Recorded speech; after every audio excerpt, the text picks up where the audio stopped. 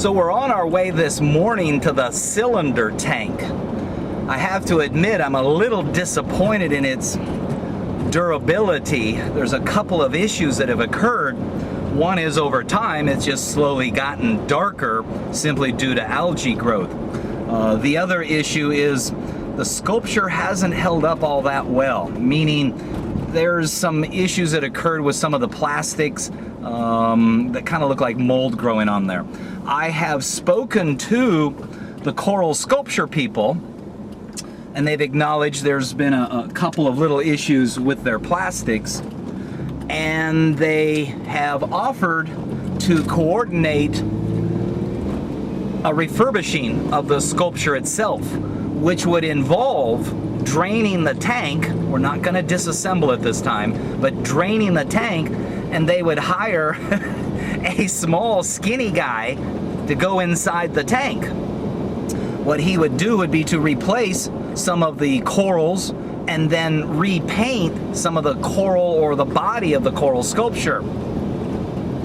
Well, I had a conversation with the homeowner, and I explained to him that it required us to drain the tank, which required us to remove the fish, and since that refurbishing would take more than a few days, I jeopardized losing the biological filter, which meant that I have to bring the fish back one at a time. I can't bring them all back at the same time. And since the fish are in my control, in my system, there's the chance that they could get beat up being caught. There's a chance that something could happen when they're in my system, or when in the process of coming back to his tank. The bottom line is this: the reward for refurbishing the coral sculpture is nowhere near the risk to the fish. And the fish are doing extremely well.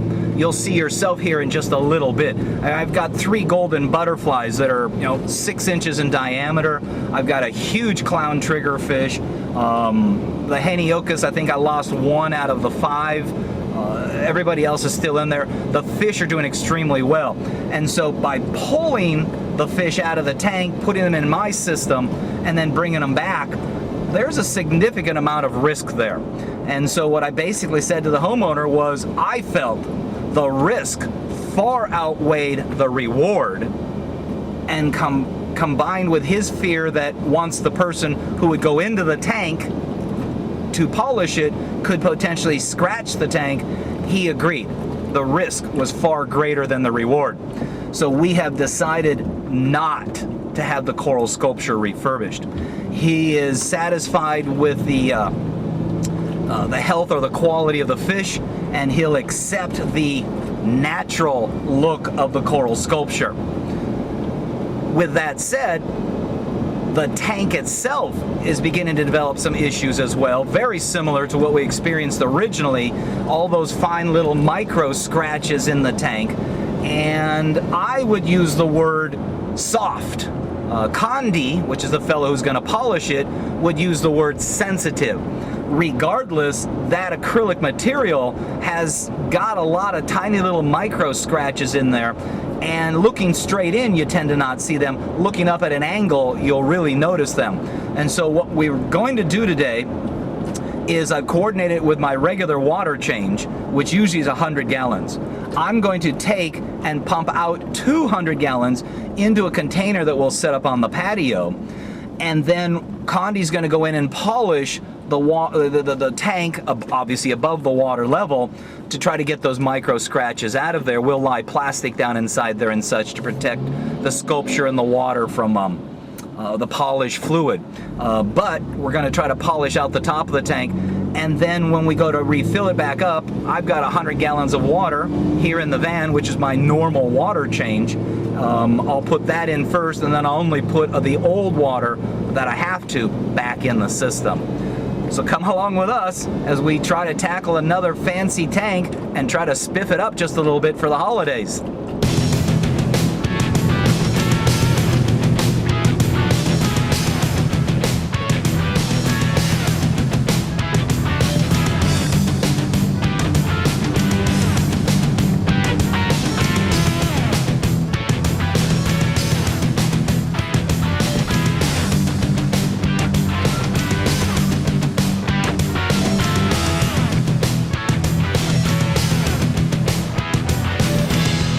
here we are at the big fancy cylinder tank.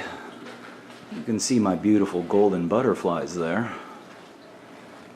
Hennies and clown trigger and cowfish. And you can also see how the sculpture has declined a bit. Here's a case of algae growth, but here's a case where the coral just lost all of its color.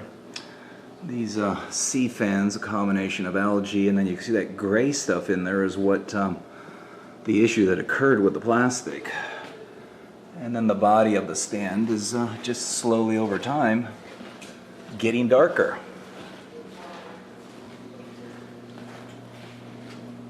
So today's challenge is to clean the sculpture a bit, and then we're going to drop the water level, and Condi's going to polish the inside, and you can kind of see the haze that's occurring. Okay, Condi and Greg are here ready to start doing the polishing. We've got our 200-gallon container cleaned and set outside here. We're going to siphon out 200-gallon or pump out 200 gallons of water to drop the water level, but the first thing I need to do is go through and brush and clean the sculpture as best I can, and then vacuum the gravel, which would be part of a regular 100-gallon water change. So the boys are eagerly waiting for me to finish my end of it before they can get in there and start their end of it. So let's get to work. In addition to the colors fading and reacting to the salt water oddly, my brushing of the sculpture has caused some of the loss of the color in the sculpture. With every brush stroke, I can see little flakes of color being brushed off into the water column. We once previously used a pressure washer to clean the sculpture. It was totally ineffective and too awkward to maneuver within the tank. It only resulted in basically blasting off some of the clear coat that protects some of the color in the sculpture.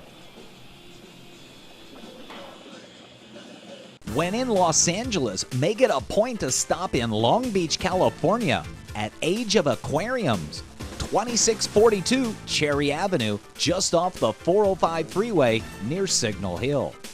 At Age of Aquariums, their knowledgeable staff showcases designer aquariums featuring colorful corals and exotic fish, a spectacular 4-sided 500-gallon living coral reef, along with a wide selection of coral frags and a large selection of saltwater fish, the cute, the graceful, and the not so cute. Age of Aquariums also carries a selection of popular freshwater fish for the beginning hobbyist. Along with a full line of aquarium supplies and supplements, Age of Aquariums quarantines and medicates all their new fish and proudly provides LA and Orange County's largest aquarium maintenance service. Age of Aquarium is located at 2642 Cherry Avenue, just off the 405 freeway near Signal Hill. Open 8 a.m. to 8 p.m. Monday through Friday and 10 a.m. to 6 p.m. Saturdays and Sundays. For more information, dial 562-438-6252 or visit ageofaquariums.biz. Reef Hobbyist magazine believes that our hobby, our fellow hobbyists, and the animals in our care are best served by the free distribution of quality information. Reef Hobbyist magazine provides hobbyists with critical husbandry information with an emphasis on marine ornamental breeding efforts. Reef Hobbyist magazine is available for free in local fish stores across the country, or you can subscribe at www.reefhobbyistmagazine.com. Are you ready for the Marine Aquarium Expo this coming March 31st through April 1st of 2012? This is the largest aquarium consumer trade show in North America and a destination spot for marine hobbyists. Held at the newly remodeled OC Fair and Event Center and featuring over 100 exhibitors, speakers, demonstrations, and a huge product raffle. For more information, visit marineaquariumexpo.com.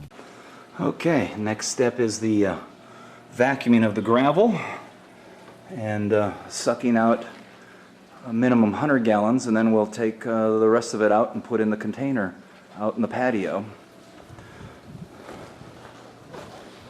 Right there.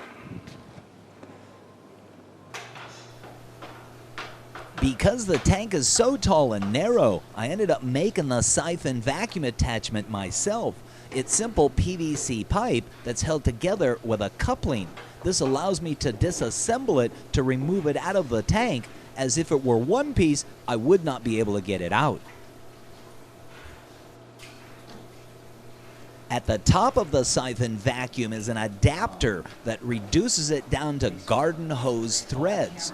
I'll use the homeowner's garden hose to attach to the siphon vacuum, and because of the decline or incline going downwards, once I get the siphon started, it'll be real easy to siphon or vacuum the gravel out of the tank using gravity to my advantage. Now that we've got the siphon started into the drain and the lawn, and this being a lower level than the tank inside, that's how we're going to vacuum the inside of the tank. That along with my homemade vacuum. Hey there, puppy. By grabbing the siphon vacuum with one hand, I can use my other hand to restrict or kink the garden hose, which in turn allows me to take advantage of that siphon and regulate the amount of flow that actually leaves via the siphon vacuum. This will allow me to go down into the gravel and withdraw certain areas of gravel, draw it up into the siphon vacuum, and even though I can't see into the siphon vacuum, I have a pretty good idea as to how much gravel's inside of there. By kinking the hose with my other hand, I then allow that gravel to fall back down into the gravel bed, thus allowing me to move to the next spot. Using this process and this apparatus, I can usually get about 80% of the gravel bed at the bottom vacuumed well enough to extract all of the excess food particles that might linger down there. And then after I've vacuumed the gravel, I'll take the end of that garden hose, push it down inside the internal overflow where we have a Durzo standpipe arrangement. Because there's no real filtration that takes place in that overflow, there's going to be debris that settles at the bottom. This allows me to extract it from the tank, thus removing it completely out of the system. Okay, we've got the water level down a little bit, and Condi is doing a test polishing just to see if he can just polish the tank alone or if he's going to have to get involved with sanding down the inside a bit to take care of those micro scratches. In the meantime, we're just finishing up siphoning water out of the overflow, and then we'll siphon or pump the rest of the water into our 200-gallon container so he can work on the inside of the tank. Okay, we have finished siphoning or vacuuming the gravel, so the rest of the water we're now going to pump out, and we'll pump it out to the container that I placed here. Then when we're all done, we'll pump the 100 gallons back in, and the balance of the water we'll pump from here so that we do achieve a 100-gallon water change. And I invite you to come on back for part 2 as I finish removing the 200 gallons of water from the tank, and we find out if and how Condi's going to polish the inside of this 460-gallon cylinder tank without poisoning the fish with the polish or electrifying himself with his buffing wheel.